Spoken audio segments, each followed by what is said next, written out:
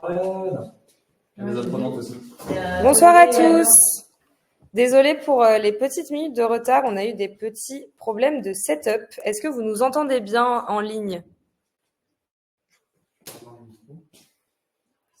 Super, merci Anne-Laure et Jeanne. Super, merci beaucoup. Comment je fais pour défiler le PowerPoint? Du coup, on est en présence donc de nos 3 alumni ce soir. Je vais introduire rapidement du coup donc DataBird en quelques chiffres pour ceux qui ne nous connaîtraient pas encore, même si je vois qu'on a pas mal d'alumni ce soir. Du coup, DataBird en quelques chiffres, c'est plus de 4000 étudiants avec une satisfaction générale de 4,9 sur 5 et un taux de retour à l'emploi après la formation à 93%. La data est notre spécialité, c'est vraiment notre cœur de métier. On a commencé avec des formations de data analyse. Aujourd'hui, on se diversifie sur d'autres métiers, mais on garde toujours la data comme mission clé. Et ici, je vous ai remis DataBird en quelques mots, mais voilà, globalement, c'est un accompagnement complet, en sachant que nous, donc, on a une école, donc on accompagne des étudiants tous les 2 mois. C'est des compétences qui sont actionnables directement dans les entreprises, puisque notre formation a été co-créée avec des personnes qui travaillent dans la data en entreprise, et c'est une pédagogie alliant innovation et pragmatisme. Je laisse maintenant nos 3 intervenantes se présenter. Je vous laisse la parole. Voilà. Ouais. Bonjour, donc moi c'est Estelle et j'ai fait le batch Data Analyst en présentiel il y a donc maintenant 5 mois, c'était en septembre 2024. Bonjour, et ben moi c'est Aurore et comme Estelle, j'ai fait la formation de Data Analyse, le batch 21, afin de me former sur les compétences techniques de Data Analyst. Et enfin, moi c'est Océane, du coup j'ai fait le batch 21 avec les filles et j'ai aussi ensuite suivi une formation Analytics Engineer pour compléter les compétences que j'avais acquises du coup en présentiel à Paris. Super, merci beaucoup les filles pour cette première petite intro. Du coup, ce que je vous propose, c'est qu'on fasse un peu une question-réponse. Si en live, vous avez des questions, n'hésitez pas à les poser en ligne ou même ici, présent. Ce que je vous propose, c'est de commencer par la première question qui est pourquoi est-ce que vous avez initié cette reconversion? Dans quel but vous avez pensé à la data analyse? Alors moi, c'était parce que j'étais en contrôle de gestion. Du coup, j'ai fait des études en compta, contrôle de gestion. Une fois arrivée en contrôle de gestion pour mon premier CDI, j'ai été chargée de mettre en place Power BI au sein de l'entreprise. J'avais des projets un peu data, etc. Donc ça m'a énormément intéressée. J'ai pris beaucoup de plaisir à travailler dans ce job-là. Quand j'ai changé de travail pour un autre métier aussi en contrôle de gestion, ce qui s'est passé, c'est que j'avais beaucoup moins d'outils. Je travaillais beaucoup moins en data, je faisais plus d'analyse ad hoc finalement et c'était vraiment moins automatisé. Et ça m'a moins plu. C'est pour ça que j'ai décidé du coup de me former concrètement en bootcamp du coup pour le format un peu court et de revoir toutes les bases en data pour vraiment me spécialiser en data analyse du coup.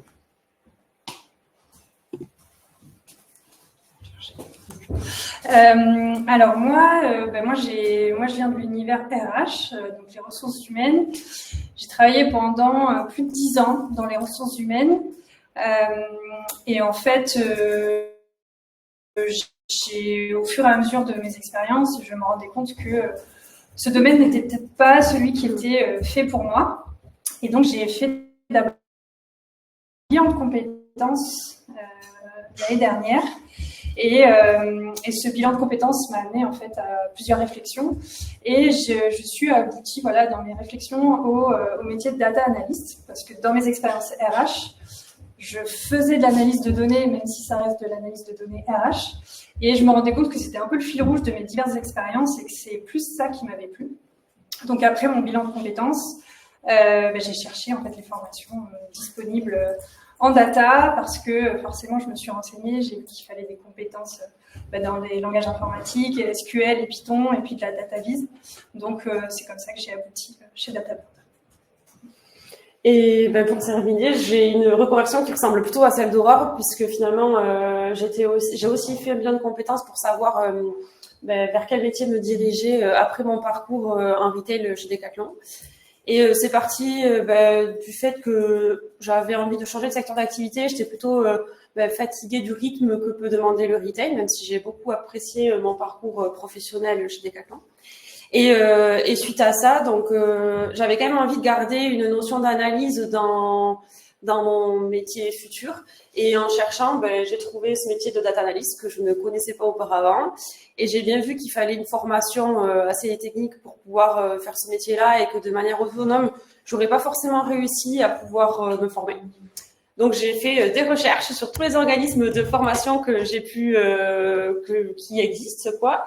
Ma motivation principale c'était le présentiel et il y en avait pas énormément qui proposaient du présentiel et surtout qui s'étaient rendus disponibles pour m'accompagner dans la découverte de la formation aussi en présentiel sur Paris. Donc c'est comme ça que je suis arrivée chez DataBird et on en parlera après, mais j'ai pas été déçue de l'accompagnement en présentiel, pour ne pas redire ce mot la deuxième fois. Super, merci les filles. Du coup, deuxième question, est-ce que vous auriez des conseils pour d'une part réussir la formation, donc en présentiel plutôt celle que vous avez suivie, et d'autre part réussir votre insertion sur le marché de la data?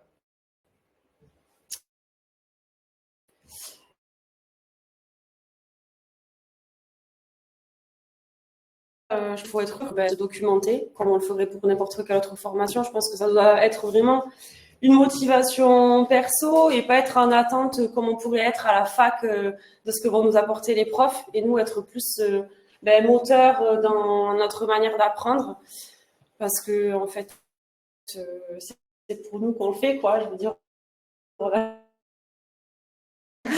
Donc pour soi et se motiver à le faire aussi en dehors des temps de cours qu'on peut avoir, même si je pense que les temps de cours peuvent suffire. Après, ça dépend de chacun et de nos capacités d'apprentissage. Et voilà. Et après, je trouve que tout est plutôt fait pour qu'on arrive à réussir, que ce soit les temps qu'on a pris individuellement, parfois avec nous, certains professeurs quand on avait du retard sur certains cours, ou même les travaux de groupe qui étaient faits pour que justement entre nous on puisse s'aider. Donc, à part la motivation perso, je pense que tout est fait pour réussir. Je sais pas ce que vous en pensez. Ouais. C'est mon ressenti. Oui, je vais rajouter autre chose. Non, oui, je suis d'accord. Ce que fait DataBird aussi, c'est le prep work avant d'arriver dans la formation. Moi, je trouve ça utile parce que, en fait, la première semaine de formation, on reprend un peu ce prep work. Et moi, ça m'a aidé parce que, en fait, ça m'a mis tout de suite à l'aise vu que j'avais déjà vu ces sujets-là pendant le prep work. Je trouve que ça permet de faire une première semaine plutôt tranquille en se disant c'est bon, j'ai vu ces notions-là, et donc on rentre plus à l'aise dans la formation les 2 mois.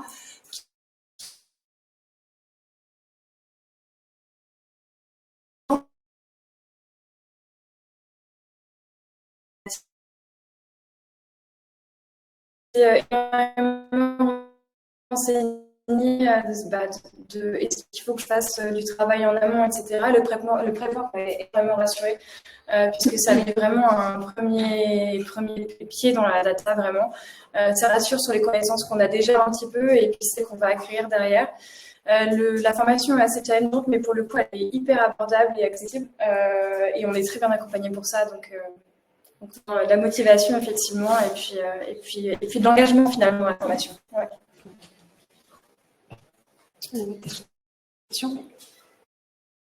Sur l'insertion, mais si vous voulez, on peut aussi compléter avec la question du coup, comment est-ce que vous appliquez la data aujourd'hui dans votre métier et du coup, quels sont les conseils pour bien l'appliquer et réussir son insertion? Déjà, dans le contenu des cours qu'il y a chez DataBird, il y a quand même beaucoup d'émotions qui sont balayées. Et moi, je me suis rendu compte que ne serait-ce que sur les entretiens que j'ai pu faire, les tests techniques ou les entretiens oraux, on avait déjà vu beaucoup de choses. Donc, en fait, même s'il y a ce stress, en tout cas pour ma part, de me dire, OK, j'ai fait que 2 mois, je me suis vite rendu compte qu'on avait vu beaucoup de choses et que c'était pas juste de la découverte, mais qu'on avait déjà pas mal appliqué. Donc, rapidement, je me suis sentie de plus en plus à l'aise à force de faire les entretiens. Parce qu'évidemment, qu'on ne trouve pas au premier coup, sans avoir cassé le mythe, mais c'est pour tout pareil. Et après,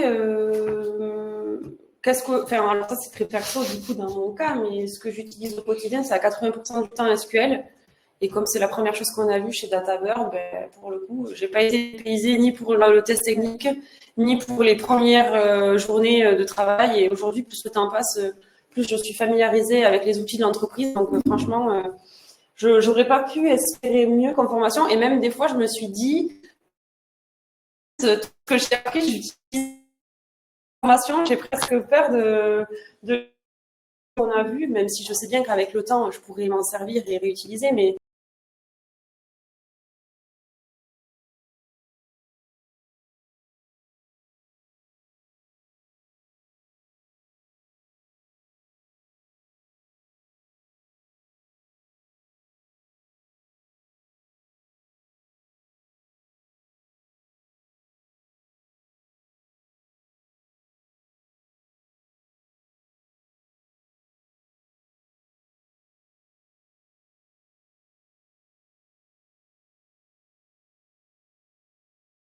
c'est quoi comment j'utilise dans ton quotidien.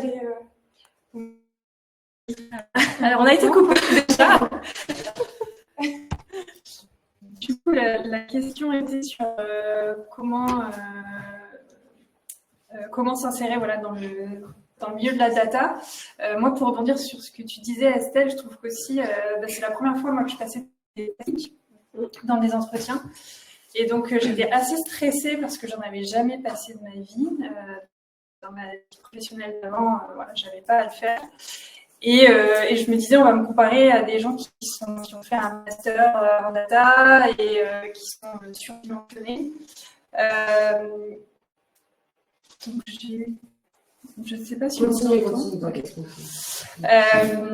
Et au final, voilà, ce que je voulais dire, c'est que chez DataBird, on apprend les bases. Et donc, en fait, les tests techniques se sont bien passés parce que finalement, on nous demande des choses qui peuvent nous paraître basiques, mais qui conviennent parfaitement en entretien. Moi, là où je suis en ce moment chez Carrefour, on m'a même fait un feedback d'entretien en disant que mes réponses avaient été meilleures que celles d'étudiants qui ou la data. Donc, ne pas hésiter à prendre confiance et avoir confiance dans les bases qu'on a acquises durant la formation. Ouais, pour le coup, je suis complètement d'accord. Le bootcamp, il est court, certes, il y a 2 mois. Je crois que c'est 2 mois, 4 semaines, enfin 8 semaines du coup. Mais il est très complet, il est très intense. Il est accessible toujours, mais il est très intense. Et du coup, on voit énormément de notions. On voit du Python, du SQL, du Power BI, du BigQuery, etc. Et du coup, je trouve que pour les entretiens, finalement, on est préparé aux tests techniques. Alors, il y a toujours des tests techniques un peu étonnants, mais en règle générale, on est préparé. Et puis on arrive à s'en sortir sur SQL notamment. Moi, j'avais des tests techniques où je devais corriger une requête et ça c'était plutôt très bien fait. Alors, c'est un exercice où c'est pas hyper évident comme ça de corriger la requête de quelqu'un, mais pour le coup, ça avait été plutôt faisable. Du coup, pour Equancy, chez qui je travaille actuellement, c'était faire un rapport. C'est pareil, ça avait été hyper ok de le faire et même si on ne se sent pas toujours à l'aise au début, qu'on a un peu peur de ne pas être acteur, pour le coup, la formation prépare à ça et donc ça ne pose pas de souci. Et oui, et pour le quotidien, moi je suis consultante du coup en data. Donc là, pour l'instant, je suis dans une première mission, je fais un taf d'analyse dans une bijouterie, dans le secteur de la bijouterie.